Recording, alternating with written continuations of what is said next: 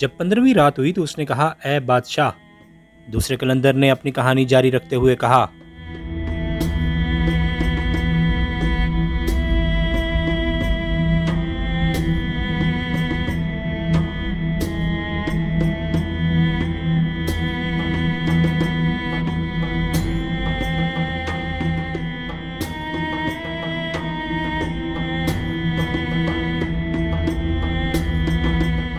اے مالکہ، اب میں ہر روز روتا اور ان مصیبتوں کو یاد کرتا ہوں جو مجھ پر گزری ہیں، خاص کر آنکھ پھوٹنے کو۔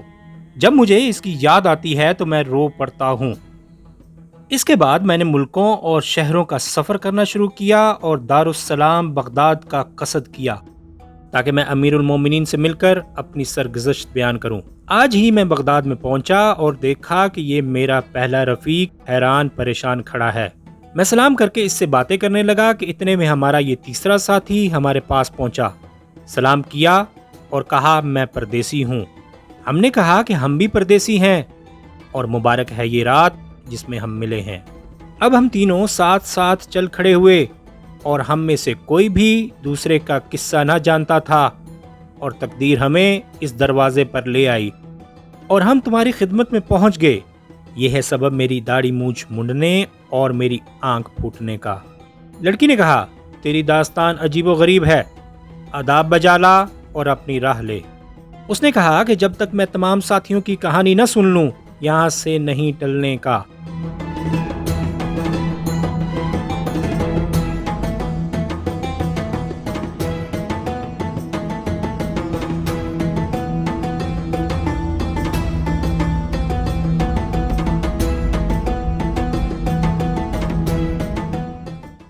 اب تیسرا قلندر آگے بڑھا اور کہنے لگا، اے عالی شان مالکہ، میری کہانی ان لوگوں کی کہانی کی سی نہیں بلکہ کہیں زیادہ عجیب و غریب ہے، اور وہی سبب ہے میری داڑھی منڈنے اور آنکھ پھوٹنے کا۔ ان لوگوں کی تو تقدیر میں یہ پہلے سے لکھا ہوا تھا، اور میں تقدیر کو زبردستی کھینچ کر لایا اور اپنی جان کو مصیبت میں ڈالا۔ میں بادشاہ اور بادشاہ زاد ہوں۔ میرا باپ مر چکا تھا اور میں بادشاہ بنا تھا۔ میں نے حکومت کی اور عدل و انصاف برتا اور رعایا کے ساتھ اچھا سلوک کیا۔ مجھے اس بات کا شوق تھا کہ کشتی پر سوار ہو کر سمندر کا سفر کیا کروں۔ میرا شہر سمندر کے کنارے پر واقع تھا۔ سمندر بے حد وسیع تھا اور اس میں بے شمار بڑے بڑے جزیرے تھے۔ میرے پاس 50 تجارتی کشتیاں، ان سے چھوٹی اور 50 کشتیاں سیر و تفریح کے لیے، اور 150 جنگی کشتیاں تھیں۔ ایک بار میں نے ارادہ کیا کہ جزیروں کی سیر کروں اور 10 کشتیاں لے کر روانہ ہو گیا اور پورے مہینے کا کھانا پینا ساتھ رکھ لیا۔ 20 دن چلنے کے بعد ایک رات مخالف ہوائیں چلنے لگیں اور سمندر میں سخت تلاطم اٹھا اور موجیں تھپیڑے مارنے لگیں، یہاں تک کہ ہم زندگی سے ہاتھ دھو بیٹھے۔ چاروں طرف اندھیرا ہی اندھیرا تھا اور میں اپنے دل میں کہہ رہا تھا کہ کسی کا اپنے آپ کو خطرے میں ڈالنا کوئی تعریف کی بات نہیں ہے، خواہ وہ صحیح و سلامت ہی کیوں نہ بچ جائے۔ رات بھر مخالف ہوائیں چلتی اور موجیں تھپیڑے مارتی رہیں۔ جب تڑکا ہوا تو ہوا تھمی اور سمندر ساکت ہو گیا۔ جب سورج نکلا اور ہم ایک جزیرے میں پہنچے اور خشکی پر اترے اور 2 دن آرام کیا۔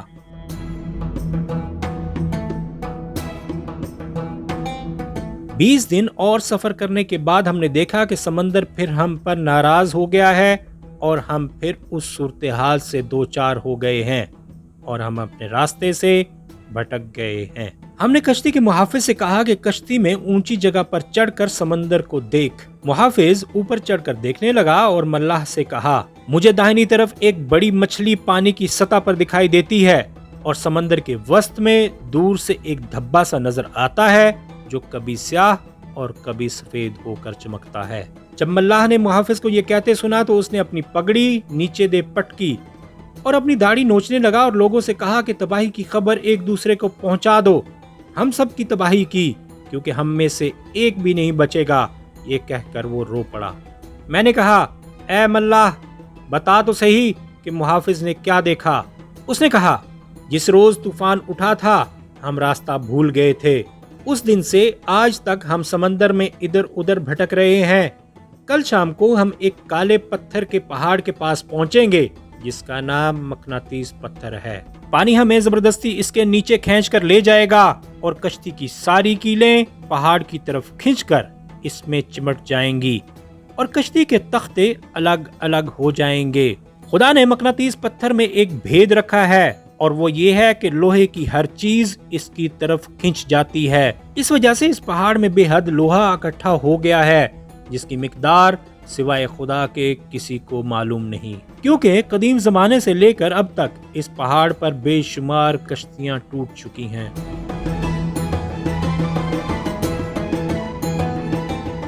پہاڑ پر سمندر سے ملا ہوا ایک پیتل کا گنبد ہے جو 10 کھمبوں پر رکا ہوا ہے۔ گنبد کے اوپر پیتل کا ایک گھوڑا اور ایک سوار ہے اور اس کے ہاتھ میں پیتل کا ایک نیزہ اور سینے پر سیسے کی ایک تختی آویزاں ہے جس پر مختلف اسماء اور طلسمات کندہ ہیں۔ اس کے بعد اس نے مجھ سے کہا، بادشاہ سلامت، لوگوں کی تباہی کی وجہ یہی سوار ہے جو اس گھوڑے پر ہے۔ جب تک یہ سوار اس گھوڑے پر سے گر نہ جائے نجات کی کوئی صورت نہیں۔ اے مالکا، یہ کہہ کر وہ زارو قطار رونے لگا۔ اس رات ہم میں سے کسی کو نیند نہ آئی۔ صبح ہوتے ہی ہم اس پہاڑ کے قریب پہنچ گئے اور پانی ہمیں زبردستی کھینچ کر اس کے پاس لے گیا۔ جب کشتیاں اس کے قریب پہنچیں تو تختے الگ الگ ہو گئے اور کیلیں اور دوسری لوہے کی چیزیں نکل کر مقناطیس پر چمٹ گئیں۔ میرے تمام ساتھی مر چکے تھے، لیکن اے مالکا، خدا نے مجھے بچا لیا کیونکہ وہ چاہتا تھا کہ مجھے ابھی اور زیادہ تکلیف اور مصیبت میں گرفتار کرے۔ میں ایک تختے پر چڑھ گیا اور تیر کر پہاڑ کے پاس پہنچ گیا۔ وہاں مجھے ایک پگڈنڈی زینے کی طرح اوپر کی طرف جاتی دکھائی دی جو پہاڑ میں کھدی ہوئی تھی۔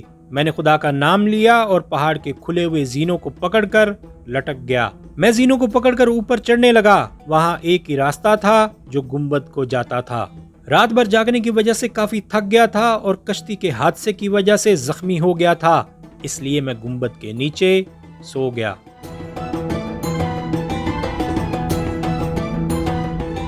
میں نے خواب میں دیکھا کہ کوئی مجھ سے کہہ رہا ہے، اے خدیب کے بیٹے، جب تو نیند سے جاگیو تو اپنے پاؤں کے نیچے کھودیو، وہاں تجھے ایک پیتل کی کمان اور 3 سیسے کے تیر ملیں گے جن کے اوپر طلسم کے الفاظ لکھے ہوئے ہوں گے۔ ان تیروں اور کمان کو لے کر اس سوار پر نشانہ لگائیو جو گنبد کے اوپر ہے۔ اس طرح تو لوگوں کو اس بری بلا سے نجات دے گا۔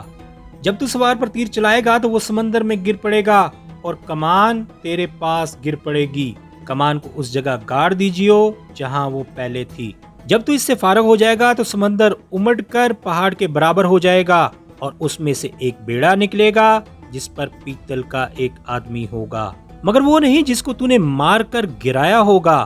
وہ آدمی تیرے پاس آئے گا اور اس کے ہاتھ میں ایک چپو ہوگا۔ تو اس کے ساتھ کشتی میں بیٹھ جائیو مگر خدا کا نام نہ لیجیو۔ وہ کشتی چلائے گا اور 10 دن تیرے ساتھ سفر کرنے کے بعد تجھے سلامتی کے سمندر میں پہنچا دے گا۔ وہاں پہنچنے پر تجھے کچھ لوگ ملیں گے جو تجھے تیرے شہر میں پہنچا دیں گے، مگر یہ ساری باتیں اسی وقت ہوں گی جب تو خدا کا نام نہ لے گا۔ اب میں نیند سے جاگا اور مارے خوشی کے اٹھ کھڑا ہوا اور جو کچھ خواب میں سنا تھا وہ کیا۔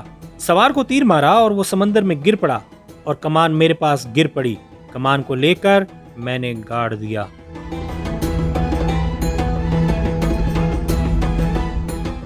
اب سمندر میں ہیجان اٹھا اور وہ بلند ہو کر پہاڑ کے برابر آ گیا۔ ابھی ایک لمحہ نہ گزرنے پایا تھا کہ میں نے سمندر میں ایک بیڑا دیکھا جو میری طرف آ رہا تھا اور میں نے خدا کا شکر ادا کیا۔ جب وہ بیڑا میرے پاس پہنچا تو میں نے دیکھا کہ اس میں ایک پیتل کا آدمی ہے اور اس کے سینے پر سیسے کی ایک تختی آویزاں ہے جس پر اسماء اور طلسمات لکھے ہوئے ہیں۔ میں بیڑے میں سوار ہو گیا اور اس پیتل کے آدمی سے کوئی بات نہ کی۔ اس نے چپو چلانا شروع کیا اور پورے 10 دن تک وہ بیڑے کو چلاتا رہا۔ اب میں نے نظر اٹھائی تو مجھے کچھ جزیرے دکھائی دیے۔ میں بہت خوش ہو گیا اور مارے خوشی کے خدا یاد آ گیا۔ میں نے خدا کا نام لیا۔ میرا یہ کہنا ہی تھا کہ بیڑے نے مجھے پانی میں الٹ دیا اور سمندر کی طرف لوٹ گیا۔ میں نے تیرنا شروع کر دیا اور اپنی غلطی پر پچھتانے لگا۔ تھوڑی دیر کے بعد ایک لہر بلند ہوئی اور اس نے مجھے اٹھا کر خشکی پر پھینک دیا۔ خشکی میں پہنچ کر میں نے چاروں طرف چکر لگایا، لیکن مجھے معلوم ہوا کہ جہاں میں ہوں وہ محض ایک چھوٹا سا جزیرہ ہے اور چاروں طرف سمندر ہی سمندر ہے۔ میں نے اپنے دل میں کہا کہ جب ایک مصیبت سے نجات پاتا ہوں تو اس سے بڑی دوسری مصیبت میں گرفتار ہو جاتا ہوں۔ ابھی میں اپنے بارے میں سوچ ہی رہا تھا اور موت کی آرزو کر رہا تھا کہ مجھے دور سے ایک کشتی دکھائی دی جو جزیرے کی طرف آ رہی تھی۔ میں اٹھا اور ایک درخت پر چڑھ کر بیٹھ گیا۔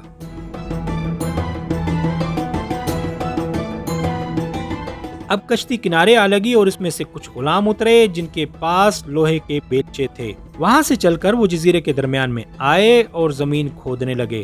کافی دیر کھودنے کے بعد ان کو ایک دروازہ نظر آیا اور ایک زینہ۔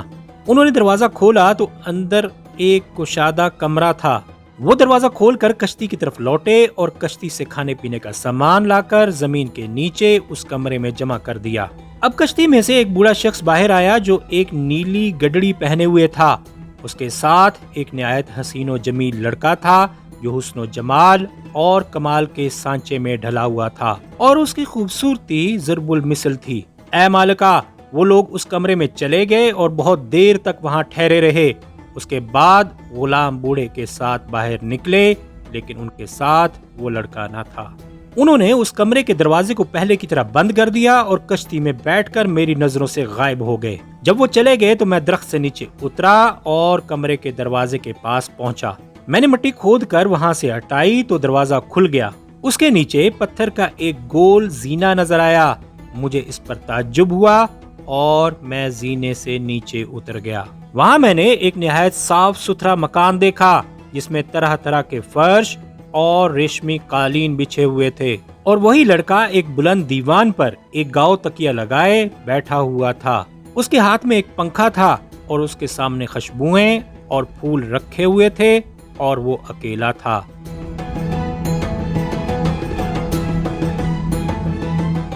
جب اس نے مجھے دیکھا تو اس کا چہرہ زرد پڑ گیا۔ میں نے سلام کیا اور کہا کہ اطمینان رکھ اور ڈر مت، تجھے کوئی نقصان نہیں پہنچے گا۔ میں بھی تیری طرح انسان ہوں اور ایک شہزادہ۔ قسمت مجھے تیرے پاس لے آئی ہے تاکہ تیری تنہائی میں تیرا دل بہلاؤں۔ بتا تو صحیح کہ تیرا قصہ کیا ہے کہ تو زمین کے نیچے یہاں اکیلا کیوں ہے؟ جب اس نے میری باتیں سنی تو وہ خوش ہو گیا اور مجھے اپنے قریب بٹھا کر کہنے لگا کہ بھائی، میرا قصہ عجیب و غریب ہے اور وہ یہ ہے۔ میرا باپ ایک جوہری سوداگر ہے جس کا بڑا بیوپار ہے اور اس کے بہت سارے غلام اس کا مال کشتیوں میں بھر کر دور دراز ملکوں میں تجارت کرتے ہیں۔ میرے باپ کے پاس بے شمار دولت ہے جس کا اندازہ لگانا بہت مشکل ہے، لیکن اس کے ہاں کوئی اولاد نہ ہوتی تھی۔ ایک روز اس نے خواب میں دیکھا کہ اس کے ہاں ایک لڑکا پیدا ہوگا مگر وہ زیادہ نہ جیے گا۔ جب میرا باپ صبح کو اٹھا تو وہ رونے اور چلانے لگا۔ جب میں پیدا ہوا میرا باپ بہت خوش تھا اور اس نے لوگوں کو دعوتیں دیں اور غریبوں اور فقیروں کو کھانا کھلایا کیونکہ میں اس کے بڑھاپے کا واحد سہارا تھا۔ میرے باپ نے بڑے بڑے نجومیوں، ذائچہ بنانے والوں، حکیموں، تاریخ دانوں اور جنم پترا بنانے والوں کو بلوایا۔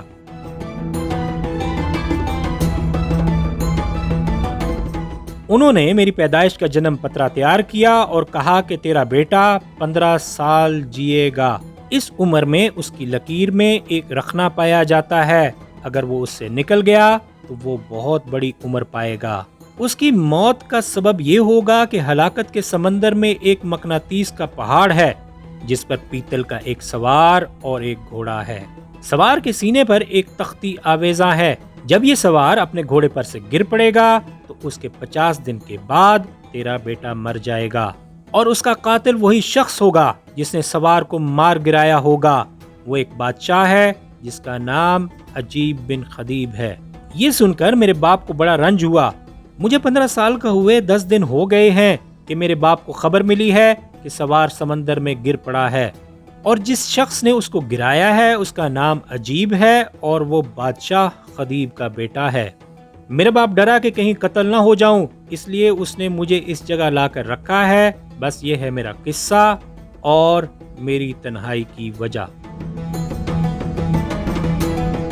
جب میں نے اس کا قصہ سنا تو میں حیران رہ گیا اور اپنے دل میں کہنے لگا کہ میں ہی تو وہ شخص ہوں جس نے یہ سب کیا ہے، مگر میں خدا کی قسم کھاتا ہوں کہ میں کبھی اس کو قتل نہ کروں گا۔